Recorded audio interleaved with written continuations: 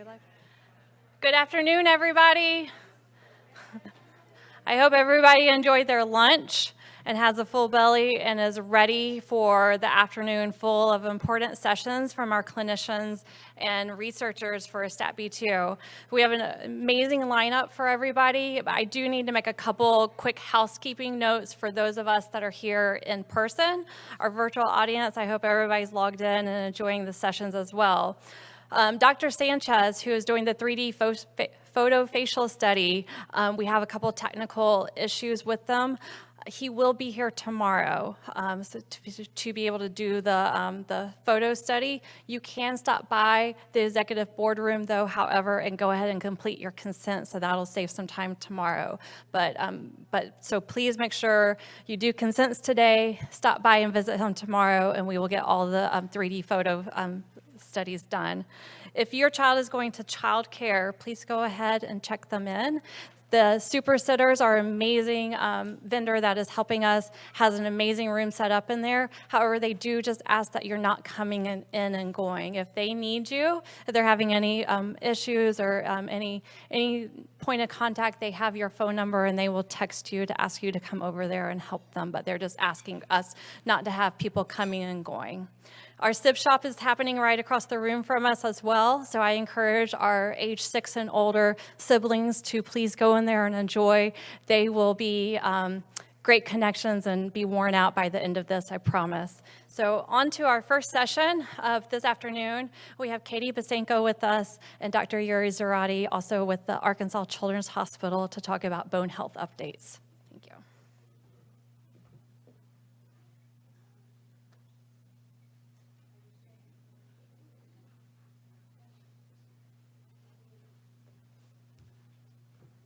All right. Good afternoon, everybody. It's good to see you all. We've met several of you in the past and some of you brand new. We'll be around. I'll be here throughout the whole conference. Katie's going back tomorrow. But we're always available if you guys have any questions, comments, suggestions, whatnot. Anyways, it's great to see you. So today, I'll be talking 3 times. Katie and I will be doing this combined lecture today about bone health. There's a lot of newer information coming out, so I wanted to kind of review what that information is and then talk about what we are seeing in clinic with our own data. So here we are. So as far as bone health goes, since we started collecting data a few years back, we've known from the beginning that there is a predisposition to have lower bone density, and retrospectively we were seeing a higher frequency of fractures. So that we have known for a long time. So based on this, when we started putting kind of guidelines together a few years back, so we were kind of thinking, okay, how we can best assess this lower bone density. So we recommended a DEXA scan starting 4 or 5 years of age. And the reason for that, so 2 reasons. One is that it's technically very hard to do a DEXA scan in younger kids. 3 or younger is really hard. Even with no special needs or even the most cooperative patient, it's technically harder to find standards that allow you to compare if someone has a lower bone density or not. So it's technically harder to do before 3 years of age. And then the second part of it is that just based on our own data, the earlier individuals with SAS that had documented lower bone density were a little bit older. So for those 2 reasons, we thought, okay, well, 4 or 5 years seems like a pretty reasonable time to start doing DEXA scans. And that's kind of what we've been doing at our clinic in Little Rock. So, and then the other part is, okay, well, once you get the initial study, how often do you repeat it? So we thought, okay, well, if it's normal, every couple years should be fine. If it's abnormal, then there's probably more pressing need to repeat it more often than that. And then, so that's the imaging part of it. And then as far as the blood goes, so we have also thought about how can we look for markers of bone health and whatnot for a long time. So we do a few things, but the main things are this alkaline phosphatase you'll hear us mentioning a few times today, and I'll explain a little bit more about that in a second. And then vitamin D, which we all are familiar with vitamin D levels and how important it is to have proper bone health, to have adequate levels of vitamin D. Okay, so what I wanted to review was this newer study that was published by the French group, and I don't know if you guys participated, perhaps, maybe. Okay. So anyway, so this came out just a couple of months ago. So in this study, they had 19 kids, 9 females, 10 boys, and you see the age range there. So 1 to 19 years of age. And what they did was a collection of different studies, so including x-rays, including bone density scans, including blood work. So, and this is some of the data that they had. So about half of them had a previously reported fracture when they went back and asked everybody, have you had any fractures? So half of them did and felt that it was not necessarily explainable by trauma. Just a little bit over half had documented low bone density on their studies. 2/3, 67%, had a lower vitamin D level, and then 60% had elevated alkaline phosphatase. So I wanted just to review what alkaline phosphatase is, because again, we'll talk about it from our data too, and as you saw from this studies reported. So the alkaline phosphatase is an enzyme in our body. So an enzyme is just a type of protein that is designed to break down something in our body. So this alkaline phosphatase, when you measure it in blood, you're measuring just the total level of this enzyme. And you find it in several parts in our body. So specifically, and this is the whole point, so when you have alkaline phosphatase only, you cannot make any diagnosis just based on just alkaline phosphatase, because it comes from different parts in our body. So primarily it comes from the bone, that is correct, but then it comes from other places too, so including the liver, your kidneys, and your teeth. So when you're measuring in blood, again, you're just measuring that collection, that pool of total alkaline phosphatase that is coming from different levels. So when you have elevated alkaline phosphatase, it can come from bone, and that's kind of the presumption that we have here when it comes to SAS, but it can come from other places. So we also have been trying to figure out, is it really coming from bone or not? And when we talk about our data, then we'll go over that.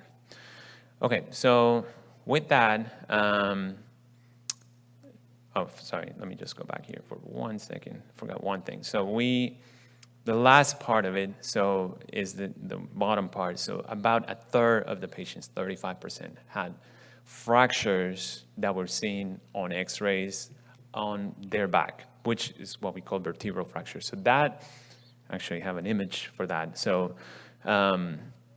here you see, this is a photo from that study, an x-ray of the skull. And what you see, the skull is supposed to be smooth for the most part, and what you see here, I'm just gonna see, yeah.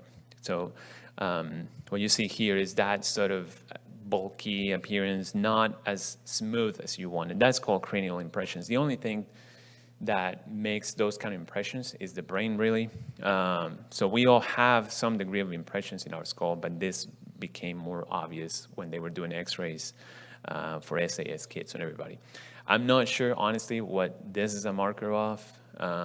You see it sometimes in kids that have the skull is not allowing the brain to grow, so the pressure of the brain against the skull makes this kind of impressions. I am honestly not sure why this is being seen in SAS, but they mentioned that, again, this was not infrequently found. And then again, about 1/3 of the kids had what we call vertebral fractures. So for these are much harder to see. You need dedicated spine x-rays to be able to see it. And this is, again, just kind of a cartoon showing it. If untreated, these vertebral fractures will probably cause some degree of pain and discomfort for sure. So anyway, so they found that in about 1/3 of the cases. Okay, so that is this study from France. So this is my end part here, so I'm going to have Katie here in a second to show us kind of what our data is showing, and we're going to compare the two, and at the end we'll kind of wrap it up and make some, try to come up with some recommendations.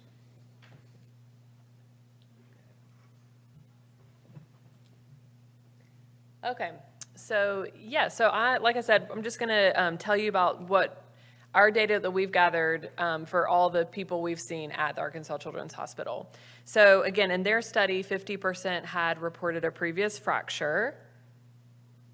So for us, at least in the registry data, a lot of the other data will be hard, numbers and scans that were done at our hospital. This is reported information. So history of fractures, 60% with no fractures.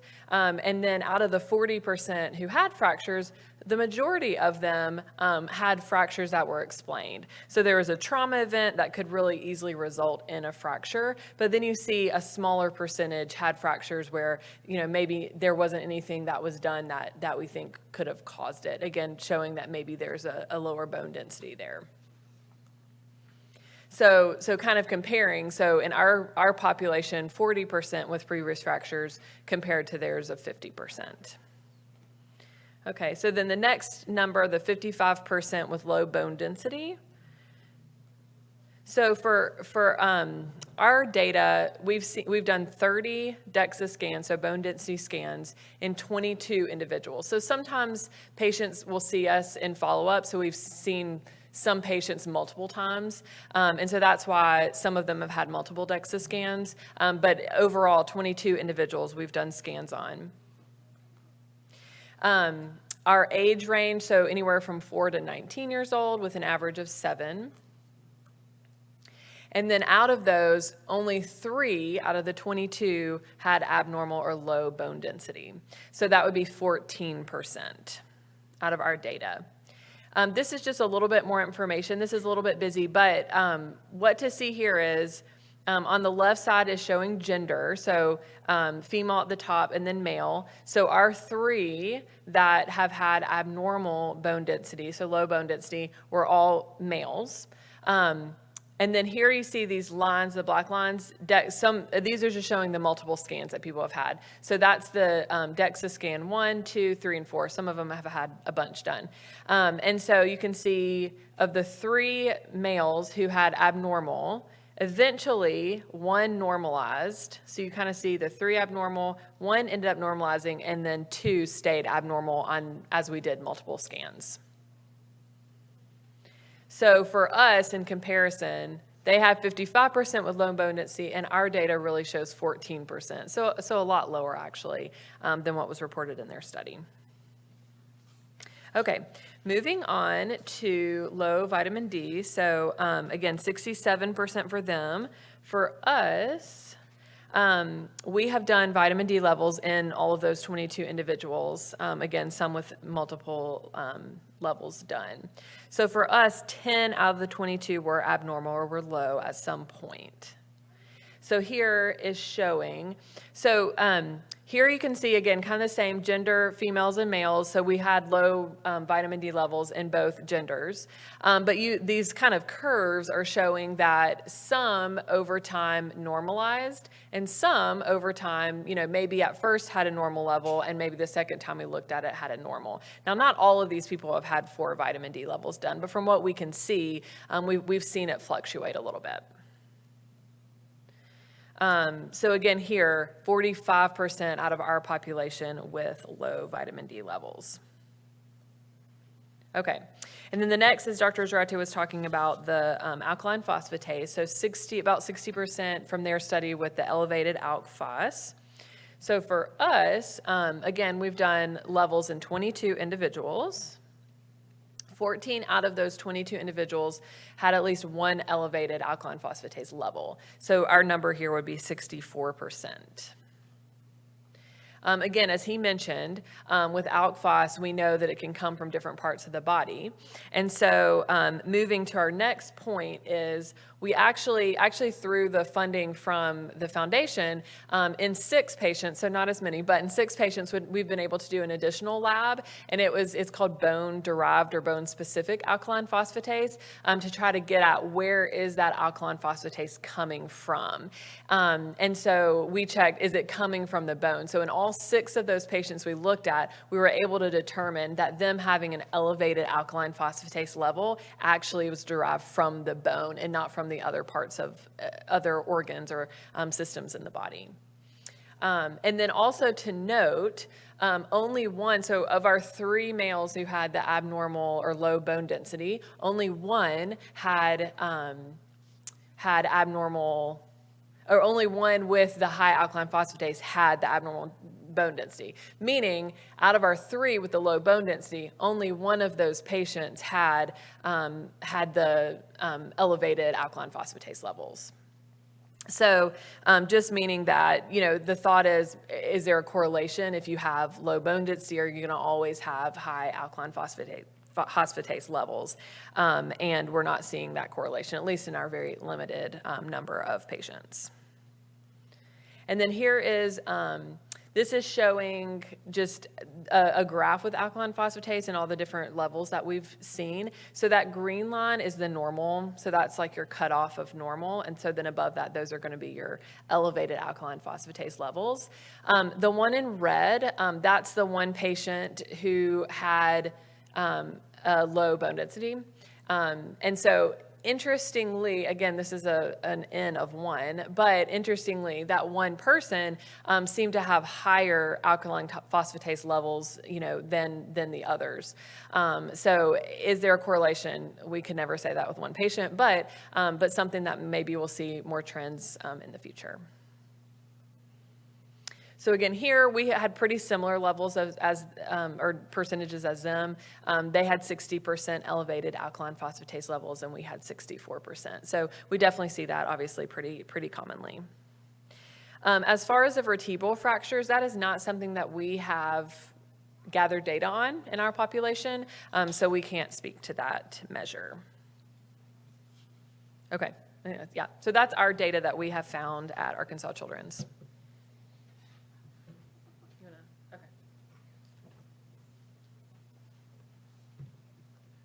All right, so going back to the recommendations, again, this is kind of based on the data from that study and from our study, so just to review. So at this point, again, I would suggest that we continue to do the DEXA scans like we have been doing, which is starting, again, probably around 4 or 5 years of age. So if the DEXA scan is low, then, a lot of times we'll correlate with vitamin D, calcium, and other things. So you want to maximize your calcium intake and your vitamin D levels before you get into more advanced type of medications, which we have a few patients that have taken it for sure. And it's always honest, and this is not just specific to SAS, but it's somewhat controversial when it comes to bone fragility. When do you start more aggressive treatments that will help with your bone density if you don't have fractures, if you just have a lower bone density? So that is a little bit trickier. But as far as the screening part of it, so we'll continue to suggest that we screen like we have been doing. So we measure vitamin D and try to maximize vitamin D. So, and then alkaline phosphatase, again, just based on our data. So we know it gets elevated very frequently in SAS. So, and we now, from our own data, we know it is truly coming from bone. So what the problem is that, I guess, is not telling you necessarily, is not helping us predict who's going to have a lower bone density or not. So it might be that we need a higher cutoff when it comes to SAS, and that's kind of what the graphic that Katie had was showing. The one patient that had the low bone density really, truly had much higher levels than we typically would see. So there might be a different kind of cutoff, like if you're above 500, for example, then that's a much more predictive than if it's just barely above normal kind of thing. And then I think it's important to continue to confirm that it's coming from bone and not the liver or something else that is making the alkaline phosphatase being elevated. So we'll continue to measure it, and again, in the ideal situation, confirming that it's coming from bone. In our clinic, we have been doing that for the last few clinics that we hosted. And then every time we measure alkaline phosphatase and vitamin D, we also measure calcium And then the phosphorus part of it is a bit newer sort of thing that we've been measuring. And actually, I'm going to start suggesting that we measure it more often. I know, and I've heard from a couple of families now, that the phosphorus level was indicative for their child that there was something else going on in terms of the phosphorus. So we haven't honestly been measuring phosphorus routinely, but probably will start doing it more often and see if there's any type of correlation between the phosphorus levels, again, indicating something else wrong with the bone that we have not been looking for, kind of thing. So based on the French study, this is the hardest part in terms of, they did not only the DEXA scans and the blood work on everybody, but they did x-rays on everybody. So, and that's the part that I don't know, honestly, how to extrapolate their data to ours. So I think that for the spine x-rays, that part is probably a bit easier to do. And I would think it makes sense to consider doing the spine x-rays if the bone density is low or if there's a history of unexplained fractures. The type of fractures, again, that they reported, this compression, vertebral fractures, those are pretty sneaky to diagnose. It's very hard to diagnose unless you do, again, a dedicated spine film and sometimes even CT scans of the spine to be able to see it. So, and, in the SAS population, how reliable a child will report pain, if they have high pain tolerance, etc. So it might be worth, again, thinking about doing spine x-rays more routinely. But again, I'll probably start suggesting it for those that have low bone density for sure. And then if anybody has had, again, unexplained fracture, whatever, bone, arm or a leg, that, okay, barely fell and broken bone. Okay, well, let's look at bone density plus fractures elsewhere, which in this case, again, the spine will make the most sense. And again, in this study from France, they did full body x-rays, which is a bit harder to justify, I guess, in a way, because it's more radiation than anticipated, plus, the difficulty of the child staying still for a full body x-ray and whatnot. So I would think that, to start, it probably makes the most sense to think about it in the same setting. Okay, well, if you have already a documented low bone density or a history of unexplained fractures, I can think of justifying the spine x-rays, no problem. And then the full body x-rays, maybe in that situation, so if you were to find spine fractures at that point, maybe do a full body x-ray to see if there's something else. And honestly, it's not like in the full body x-rays they saw extra fractures outside the spine that were, not found before. It was more of the other findings. So like the skull having those kind of indentations. They saw some changes in the bones in the hand, for example. But clinically, those are not meaningful in the general sense. You wouldn't do anything necessarily for those changes. You will do something for the fractures for sure. And if somebody had a lower bone density with this type of fracture, with a vertebral fracture, those are the type of patients that will think about putting them on a stronger medication to help with the propensity to have fractures, kind of thing. So important to document it for sure. It's just a matter of who gets the spine films. Everybody, or again, just this subset of individuals, which in my mind, it makes the most sense to start at least with this subset of individuals. Again, the ones that have documented low bone density or those that have unexplained fractures.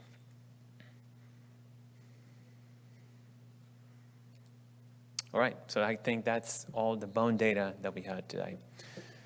Questions?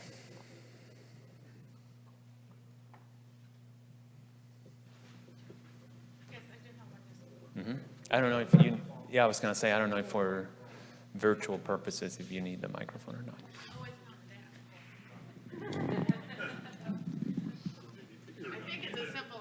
I think it's one of those not smart questions. Just to warm up, an easy question for me, yeah, sure.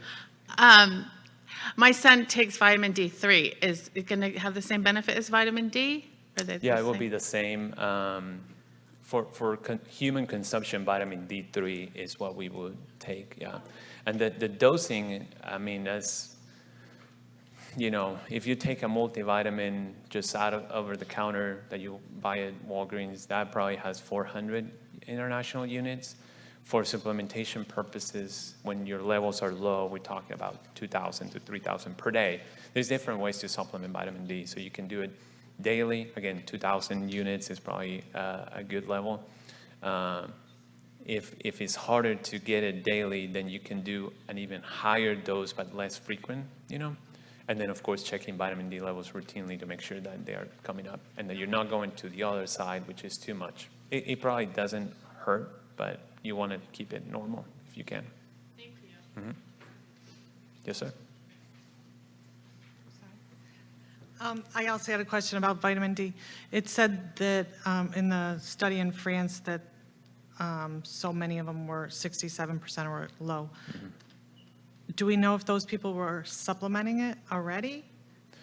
We do know. Do we know that there's a problem with absorption or? Good question. No, so they were not on treatment prior. Okay. So that was naive, let's check everybody, the levels to begin with, and then they found them to be low.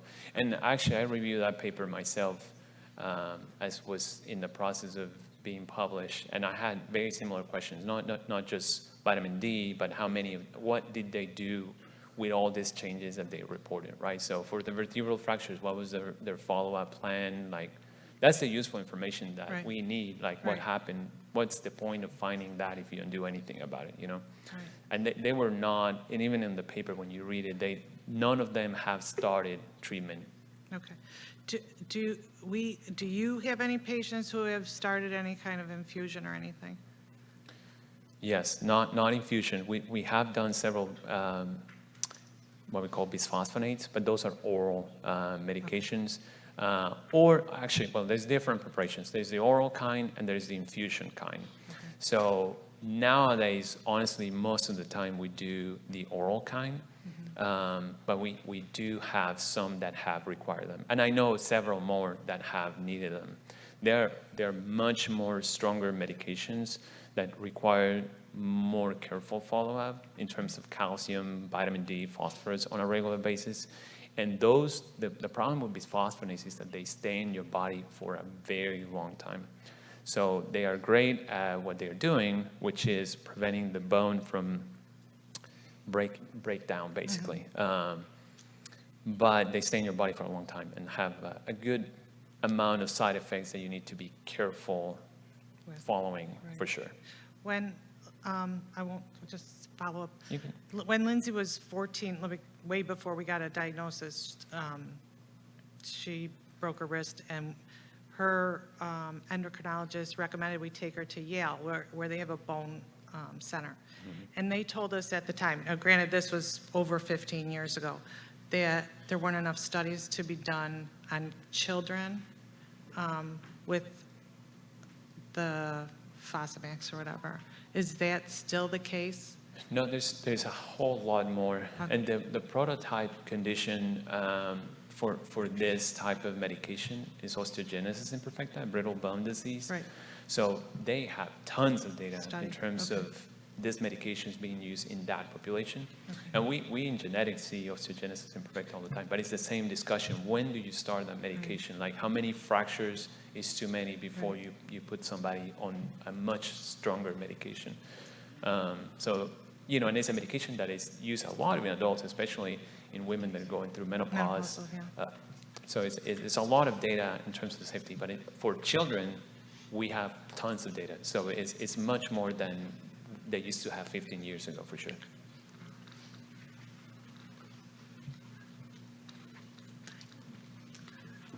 Thanks, Dr. Zarate. We saw a new pediatrician, and I was explaining the issues of SAS and bone density. We have not yet gotten a DEXA scan, and she suggested, again, without much knowledge of SAS, a bone age assessment of the hand as some sort of baseline indicator. Is that ever useful in our population, or no? It's a completely different study. Okay. So we haven't really done bone age. Bone age in general, we do it for short stature, which is not necessarily what we're dealing with and tomorrow later actually we'll be talking about growth, but it's a different study. For you to see lower bone density on an X-ray, it will have to be pretty low already for you to see it. So if you're looking for bone density, then the That's not DEXA scan something. is the standard. Okay, Yeah. thank you.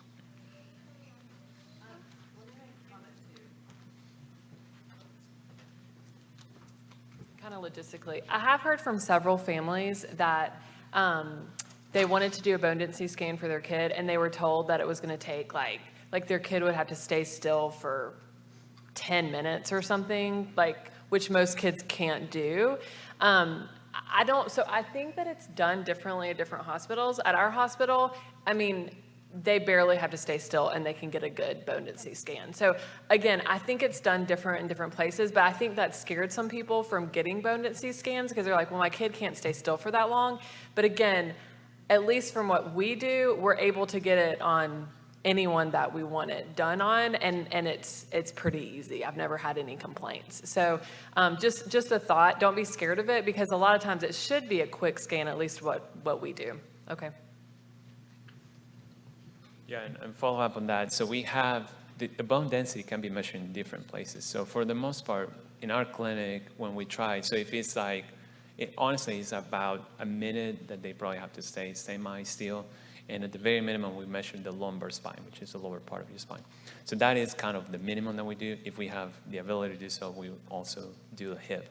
But the ones that take the longer are probably the full body, which we cannot do in this population. So we do concentrate at least on the lower spine. For that area, we have data on everybody that we have done it. Yes, sir. Would you typically recommend a supplemental minerals too? I mean, calcium and magnesium and so forth to, besides just giving extra vitamin D? I mean, it probably wouldn't hurt. So when it comes to calcium and vitamin D and phosphorus, those three we know have a lot to do with bone. Magnesium, I mean, you can, if you Google it, it's probably been linked to a bunch of other things, including bone health. But so I don't think there is any harm. There's just no literature for magnesium. When it comes to calcium and vitamin D, I mean, if you're deficient, it makes sense to supplement it to get you to good levels. If they're already normal, I don't know if there's benefit to overcorrect, if that makes sense. Right, right. And how about if they're mature versus going through their growth period? I imagine you have to be concerned with that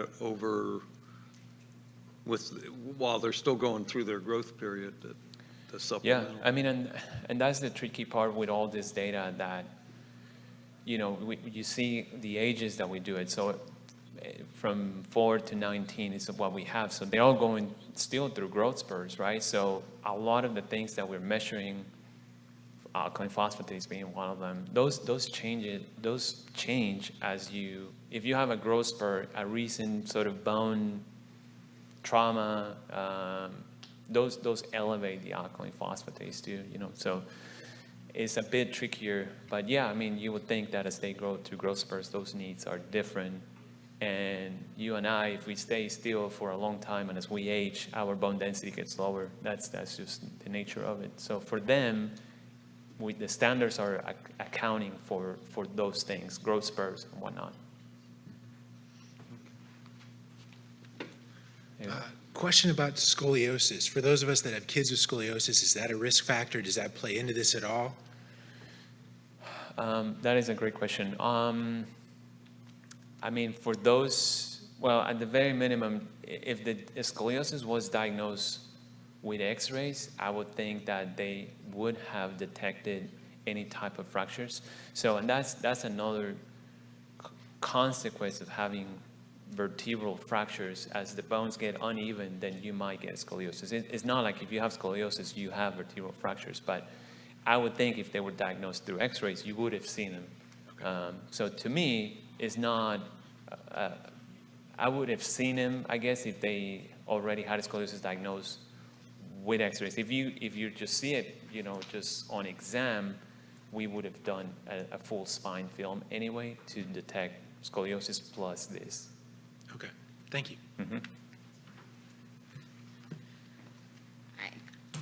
What do you think accounts for the discrepancy in the numbers from the French study versus what your clinic is seeing? Like with the bone density being 55% there and only 14% here, that's better in my mind.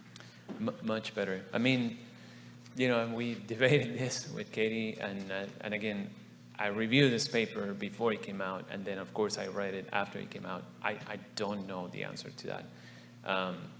If I was just naive to the data and I just read their study, I would be much more like, wow, these numbers are pretty crazy, you know, like, but we don't see it. I mean, we don't see it as much.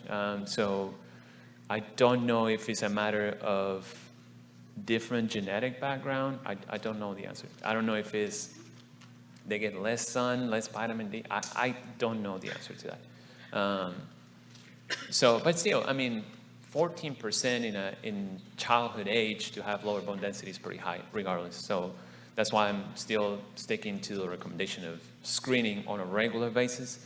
But I do not know why the discrepancy, which is what pushed me to, hey, let's review our data, because we don't see it as often, for sure.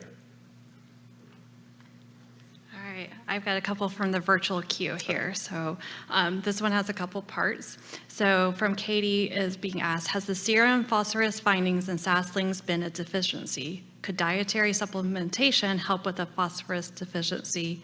And is there a correlation between alkaline phosphate and phosphorus levels? That's question one. Okay, so we haven't really done phosphorus levels routinely to be able to tell if there's a correlation or not.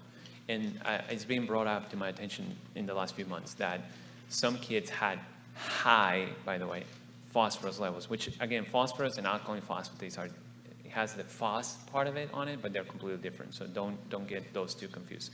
So what I've been told from now 2 different families is that their child's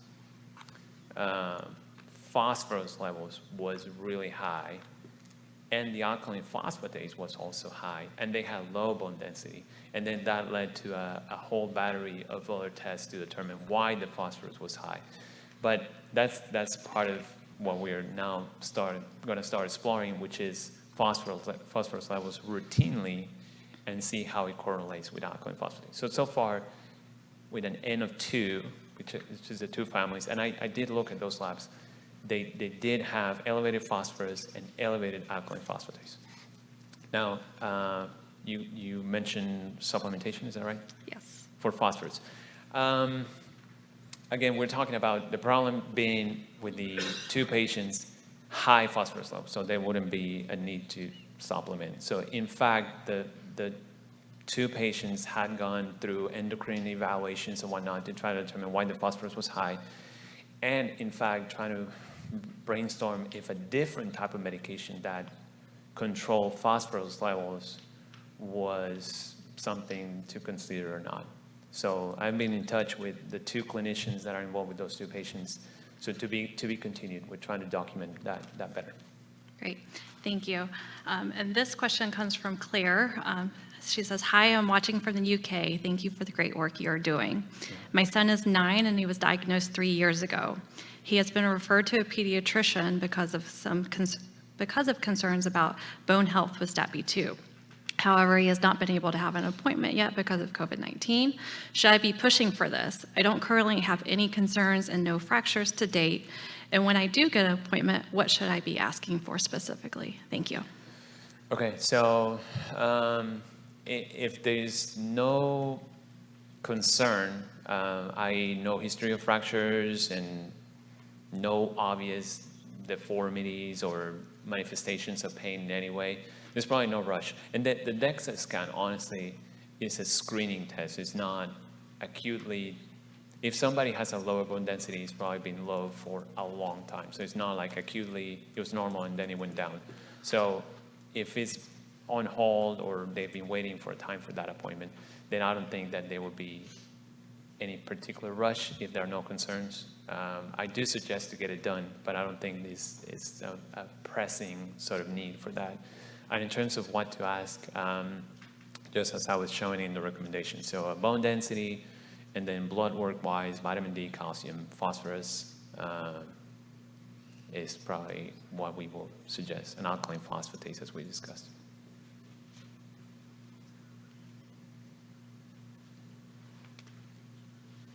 We still have time. Is there anybody else that has any questions?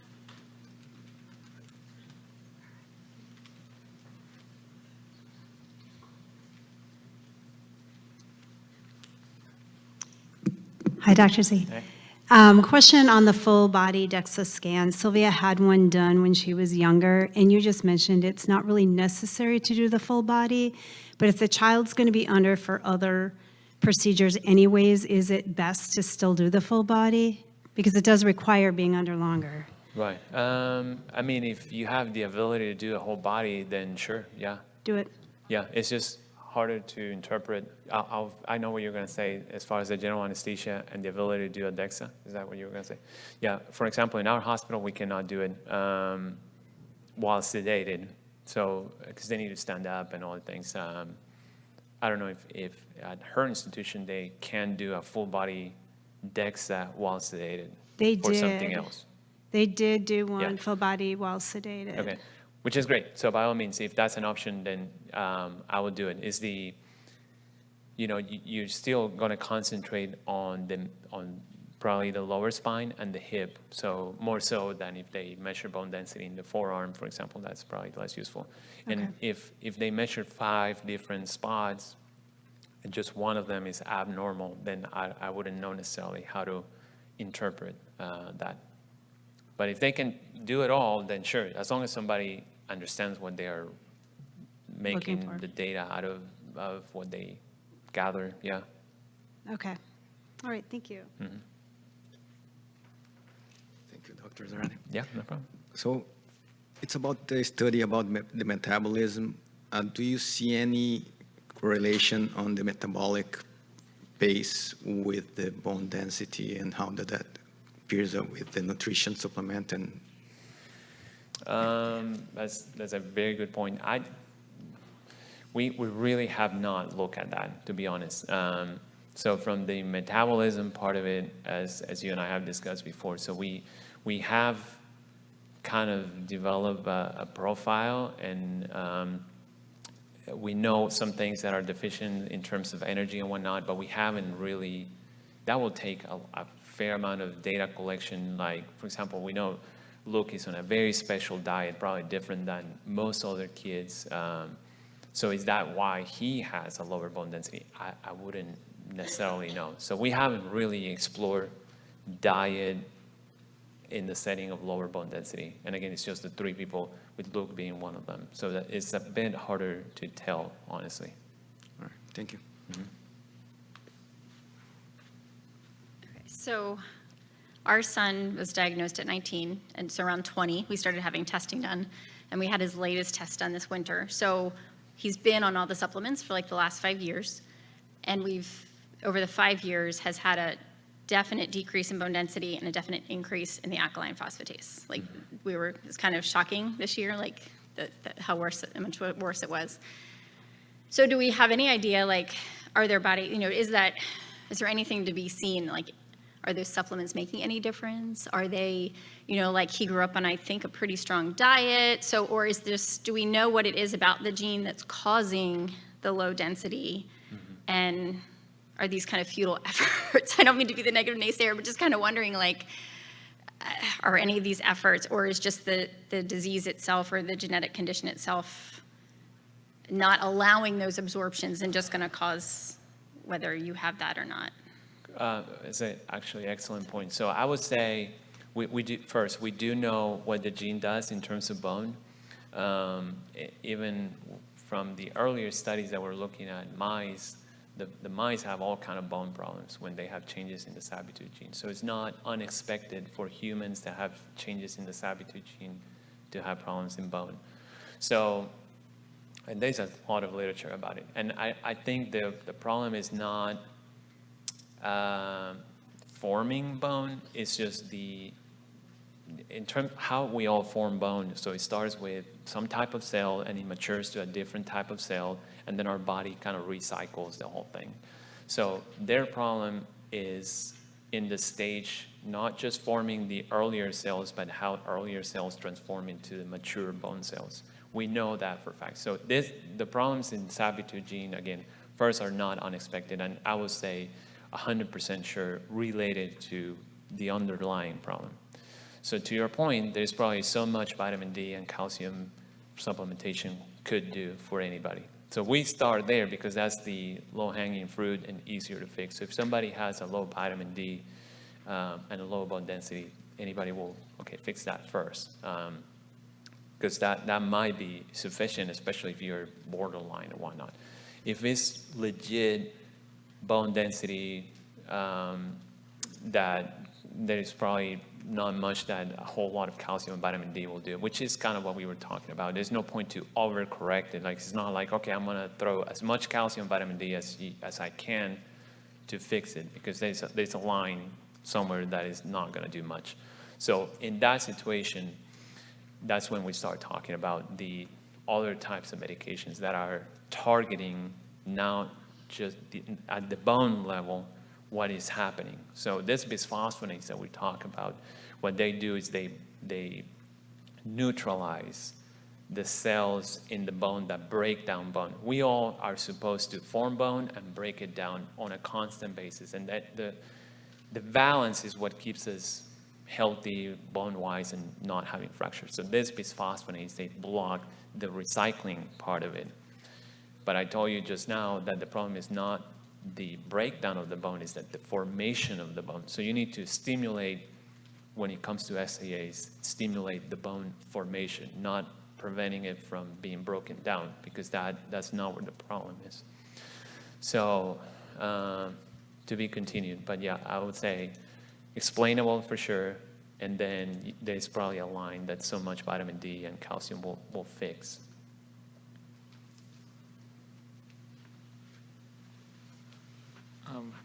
First one's fairly basic, I guess, right? So we haven't gotten DEXA scan done for our daughter yet, but if we were to do it, would just a pediatrician recommendation work, or would we have to do something more, like to make sure that she gets that in a hospital setting? Mm-hmm. It depends, where you guys are at and how confident your pediatrician is about doing it. I would recommend if a DEXA was to be done, getting it done at a children's hospital or an academic institution, not a private, radiology group, because you would need, especially if it's a younger child, you would need those measurements to be standardized for age and whatnot. So it depends on your pediatrician, honestly. So if he or she is confident ordering it, which some pediatricians are in the community, then sure. If not, then genetics or endocrine are probably the specialties that will order it for you. Okay. And the other thing that we've noticed since Sanjana was born was a lower thyroid level overall, right? So she's getting like levothyroxine on a regular basis. Have you seen any correlation? I know we haven't seen too much in terms of the bone density or any concerns related to that. I'm just trying to see if there's been any correlation or any study that's done on your sample. For thyroid? Thyroid, yes. We don't do it routinely. We don't measure thyroid routinely. And I want to say we have heard of low thyroid, maybe I can count it with one hand how many times. So it's probably not often enough that it happens to warrant routine observation. Sure. So my original feeling would be that her low thyroid is unrelated to SAS. Okay. I mean, and having good thyroid is important for bone health too, don't get me wrong. So continue the low level thyroxine like you have, and if any problems arise related to bone, then treat it as an SAS related bone problem, not a thyroid related problem. Okay, sounds good. Thank you. Hi. I've got a question about Tobias. He has strange growth of bones, actually, in his right foot. We had already operation, he was in a cast, everything. Is that something you see in SAS, or is it just Tobias? And he has always, like I remember him very well because he's so much more severely affected than most of the other kids. When it comes to bone, even you're describing what I feel, which is his bones are. I don't know why his bones are much more affected than most of the other kids that we have. Yeah. So for him, again, I would think it's related to this gene, to SATB2, of course. So I guess going back to your point, I would think it's just him, but I don't know why him. And that I'll talk about severity score later. That's part of what we're trying to figure out. Why is he more severe when it comes to bone, for example? I will approach it as related to SATB2 for sure. And as some of the medications that we're talking about that are stronger, he probably would qualify for those things. Like he's the kind of patient I would probably do the spine films, looking for vertebral fractures, more routine bone density. I would think about these other medications I'm talking about. Now, granted, Tobias is not as mobile as some of the other kids, and when you don't move as much, your bone density is going to be lower too. Okay, but they still refuse to do a bone scan in Belgium. So yeah, I mean, and I'm surprised that I guess some places can do it when they are sedated. We have tried before, and our institution is unable to do it. I don't know in Belgium if they can do it or not. So, if not, then in theory, a full body X-ray, it's probably easier to do than a bone density scan. He might get benefit from just plain X-rays of his whole body as opposed to a bone density if he cannot do that. okay, thank you. We're trying to get wrapped up, so I'll be very quick. My grandson also has low thyroid. You're saying that you're just seeing a few. That's for people that are in the registry, correct? Correct, yeah. Is that something that you might add to the registry in the future to have thyroid checked? There may be a lot more of us out there, true. like No, my grandson. Yeah, no, that's a fair point. And like everything else that we have adjusted when it comes to the registry over time, I take all the feedback. If you say, hey, we're seeing this more often, then for sure. I mean, Okay. in the registry, there is a box that will allow you to comment on open text like, hey, my child has low thyroid, and you can ask about this. Right. So if I see it more often than anticipated, for sure, we'll start looking for it. Thank you. Mm-hmm. We good, Allison? Okay, thank you.